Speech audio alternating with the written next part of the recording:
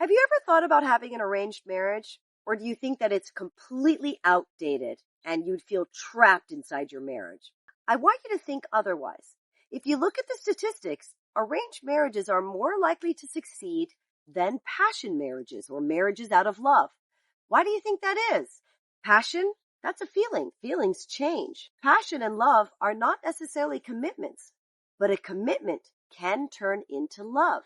When you start with an arranged marriage, you might be marrying kind of a stranger and you have no feelings for them and nothing. So you start at a baseline of zero. And then certain acts of kindness and certain ways of behavior might compel you to start to love your partner. So you start at zero with absolutely nothing to lose, and one hopes that you can gain love, gain respect, gain romance, and maybe even gain passion. Whereas if you start with passion, you have everything to lose. Also, if your family is invested in your marriage because they put you together with your partner, then you've got family investment and you can always seek advice from your elders. Sometimes people marry out of passion and against their parents' wills.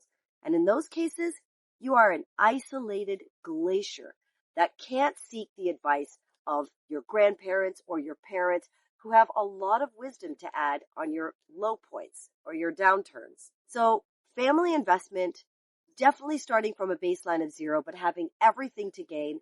Commitment can turn to love, whereas passion doesn't necessarily mean commitment.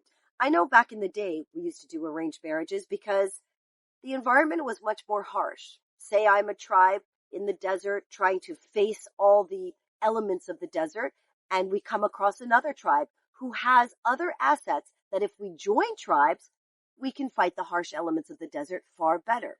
So that's how arranged marriages started. My daughter would be given to your son of your tribe, and we would then face reality together. Whereas I know people think that, arranged marriages, that sounds like a trap. It's actually a commitment to succeed. Let me know what it's like in your culture, your tribe, and your country, whether people still practice arranged marriages.